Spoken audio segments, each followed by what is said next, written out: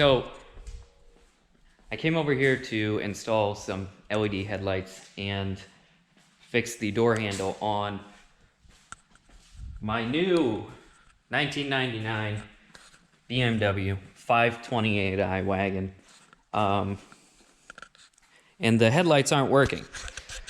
And so I was going to start the vehicle and see if it just needed more voltage or whatever to get the LEDs moving, and it wasn't able to start, which is unfortunate because I just put a brand new alternator on the vehicle because it was not starting.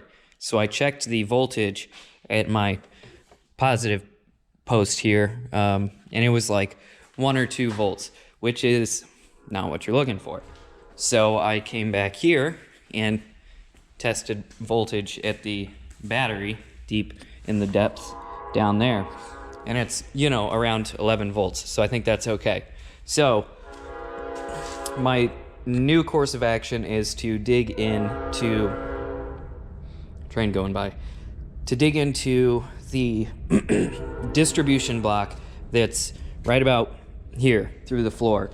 When I got this car, it wasn't starting, and I found a nut had basically burned itself to death. I'll throw a picture up right now. And so it cooked itself, and so power wasn't being delivered from the battery up here to the distribution block, eventually to the power post there. So change of plans, I guess. I'm going in again, and I guess I'll bring y'all with me this time because I haven't made a video in a while.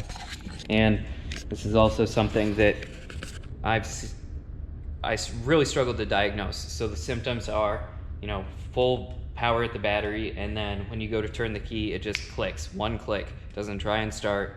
And it seems like sometimes you'll be able to start the car with a jump pack, and sometimes you won't. When I first got this car, you were not able to start it with a jump pack, so I put a new starter in it, and still wasn't able to start it. Heartbreaking.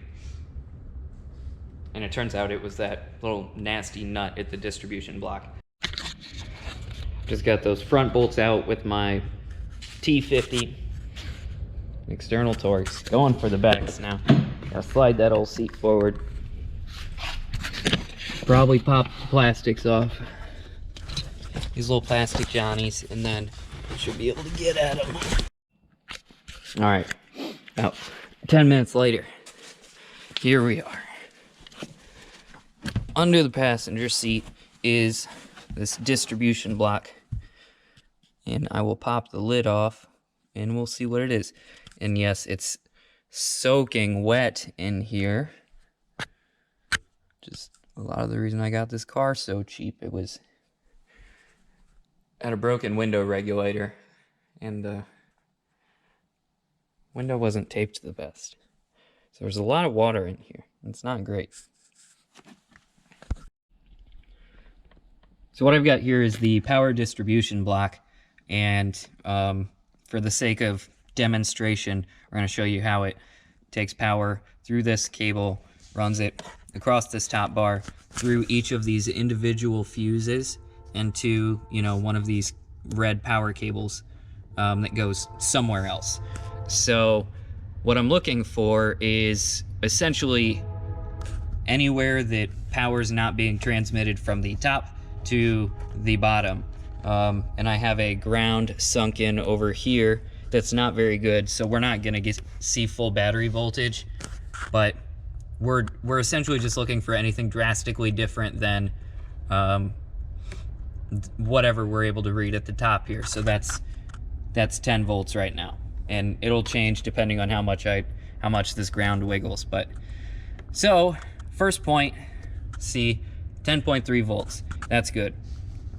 And so you can measure each of these across the top if you want. I'm going to go ahead and just measure the end result. So for each one of these, power is going to come in here, over here, through here, and I'm going to measure at this red wire right here where it's going to go at the output. So that means that this juncture would be good, this juncture would be good, this fuse would be good, this connection would be good, and this connection would be good. And so that holds true for all of these down across the line. So here I go. And I'm seeing 10 volts. Next one, 10 volts. Next one, 10 volts. There's one down here. 9.9 or 10 volts. Looks like my ground is getting even sketchier. Another 10 volts on the next one. Another 10 volts. 0 volts? Oh, I wasn't touching it. 10 volts. And on the last one, 9.9 or 10 volts. So now I'm gonna go back to the top, see, there's my 10 volts again, and you can see it's changed because my ground is not good there. If you were responsible in doing this better, you would get a more firm fixed ground and your measurements would be more firm fixed. But the point here is, this is not my problem. So I gotta figure out why. Oh, and we'll see if it's still my issue. So I gotta figure out why when I put a positive there and a ground there. Sorry, camera, I gotta put you down for a second.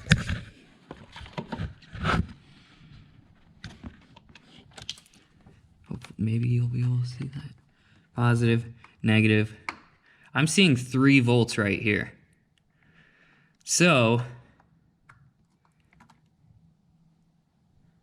in this positive wire is, I assume, coming directly up and out from that distribution block we just checked in the engine bay that's getting consistent 10 volts.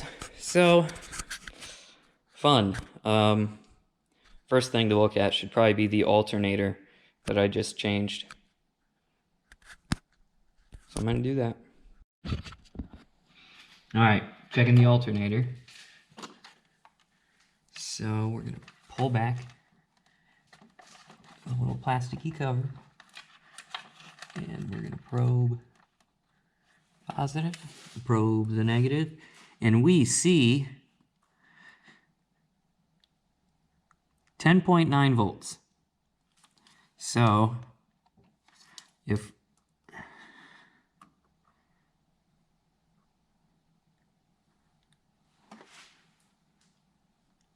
so that means that I need to learn how power is distributed from the block back there to the post here, which probably has something to do with, I know there's a lot of electronic nonsense in here. Great, I have homework. Alright, so I've unearthed the German rat's nest and probed these connectors, which you can see are large in red, indicating they're probably positive. Since we saw these large red wires come out of the distribution block in the passenger seat, see large red wire coming out of yonder.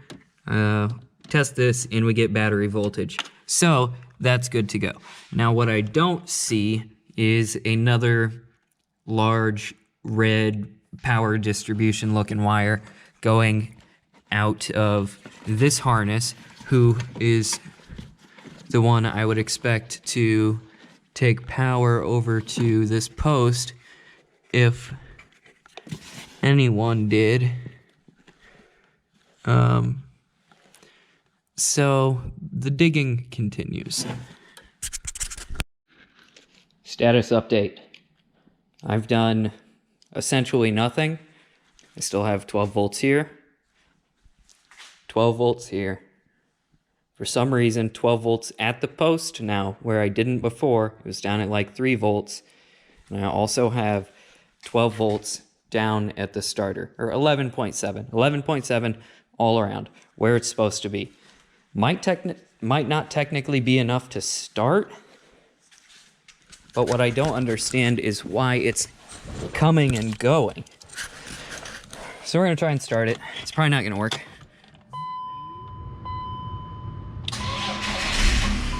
It did work. Interesting.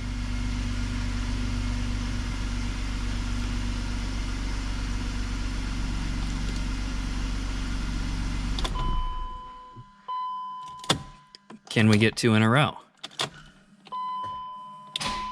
No. And what does that mean?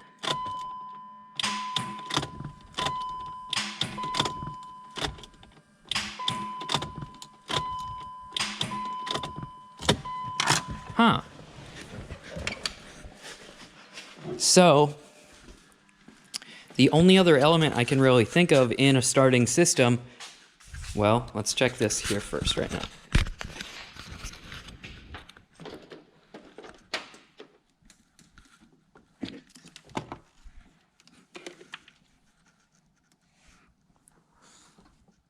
Ah, see? So that's the original symptom, issue, and problem of a no start. The only other thing I can think of in a starting system would be a starter relay, and those do go bad from time to time. They're mechanical little daubers, and they go back and forth and work on electromagnetism. Over time, they can get gunky and go bad. So, maybe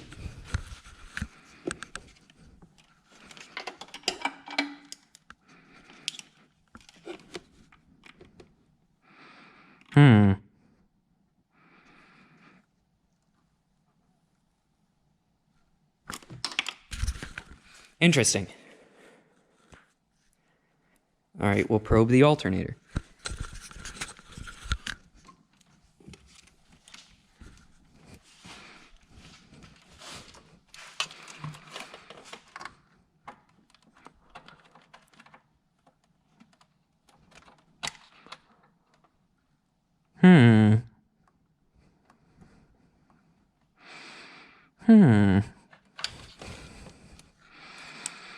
Okay.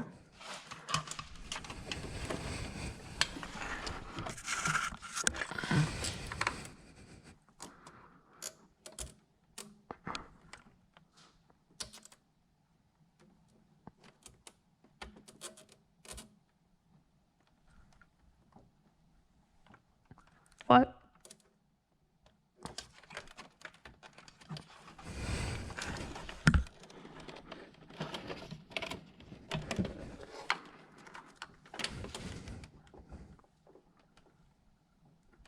Huh. What?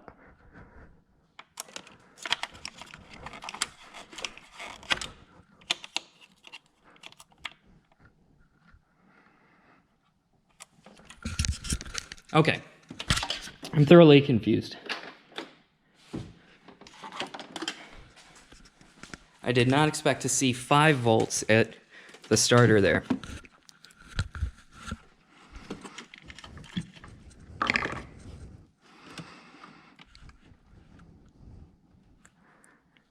Okay, good.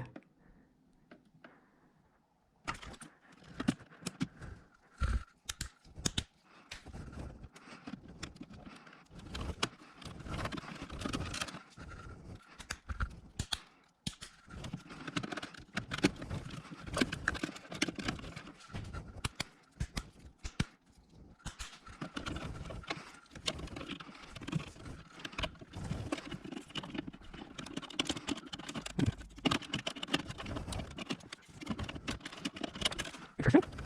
You're gonna do that one? Yeah, I figured. What the heck? I don't know what that is. Oh, square fuses? Interesting.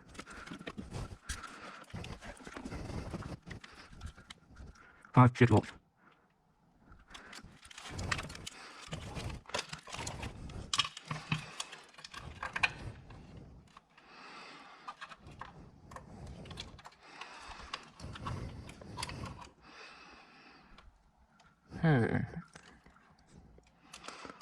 Where are we losing voltage?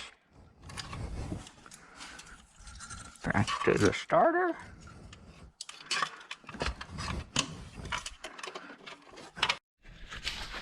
Oh, ladies and gentlemen, there's been a development.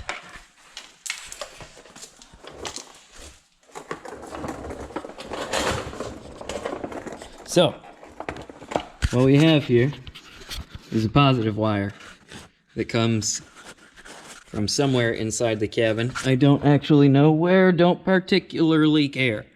And then it goes and feeds the starter and makes everything happy. So I had 12 volts on it. Surprising. But it's very, very wiggly. So what we could be dealing with is an intermittent connection, which is why it was able to start one time. And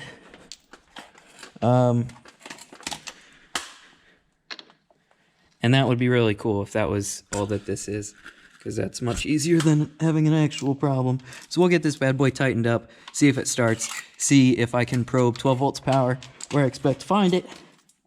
And then this might be done and dusted, but it can never be too easy. So we'll see.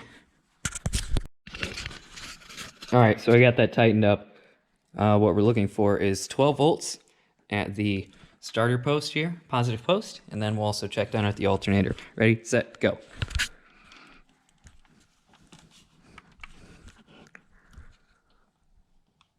Yeah.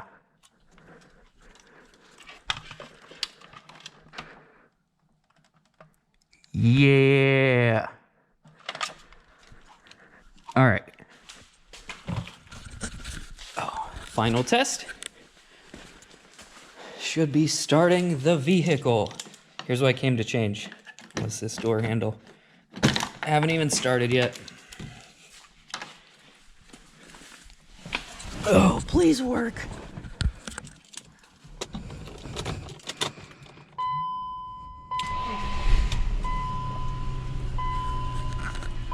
Woo!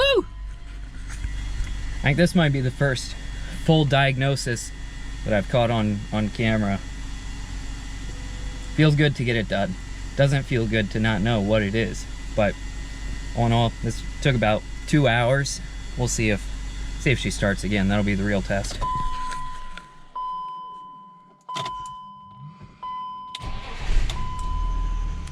I think we got her, baby. That's cool. So now, unfortunately, I'm wondering how many of all of my problems. I mean, I've changed the starter on this thing and the alternator, and there's a good chance that both, well, I know the starter was fine. The alternator might have had a bad bearing and was making sounds, so not bad to change it, but I possibly didn't have to. So I guess I'll get this thing put back together, because all I really needed to do was tighten one bolt that's perfectly exposed from underneath the car. In conclusion, I did get the door handle fixed, so I feel good about that. The lights, however, the lights are going to wait for another day. I'm going to take my win, getting the battery figured out, and go waste my life.